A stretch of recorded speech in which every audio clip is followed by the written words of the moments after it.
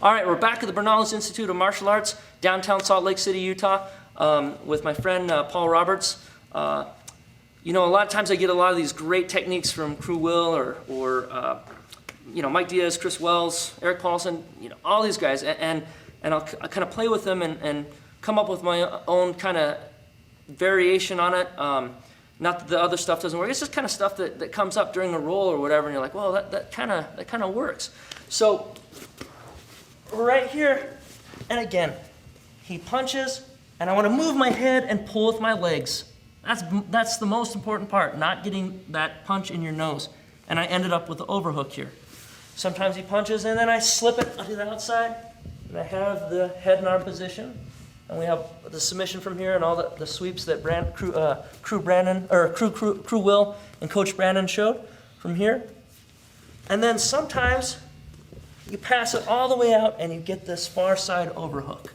All right, that would be a real common way that you might enter into this cross overhook position.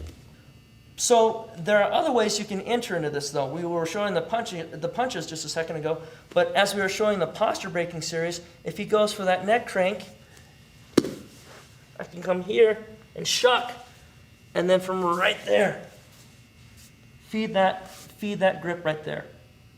Now, just like Crew was saying, sometimes this isn't necessarily the tightest grip so he can post and come up. What I like to do from here is I like to, they call it climbing the ladder, like when you're going for an arm bar.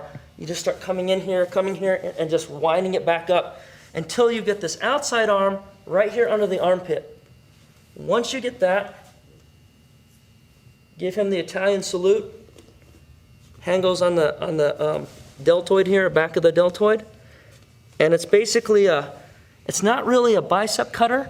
It could be considered that. It's very similar, but it's higher up. It's right in this crease here where it's really soft tissue, and you're almost going directly to the bone.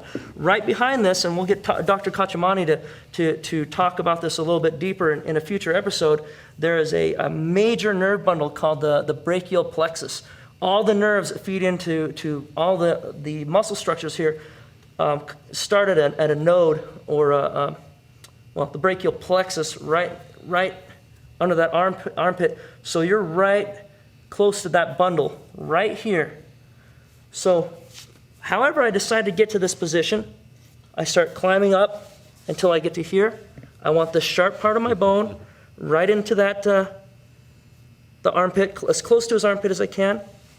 Go to my bicep and then just squeeze it in. And a lot of you might say, well, bicep cutter, pain compliance. I don't like them. I don't work. This one is so painful. It's one of the few ones that I felt, and I've been like, I would tap to that. Even under really in a fight with adrenaline flowing and everything, it's pretty mean. He might be punching. I pull. 1, 2. Yeah, it definitely doesn't feel good. It's really nasty. And again, suppose it doesn't work.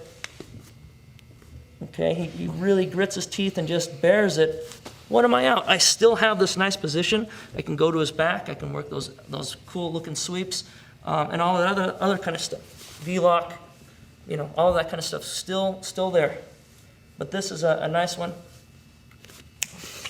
So there you have it. Brachial plexus smasher cutter thing from the crossover hook, coming to you from the Bernales Institute of Martial Arts.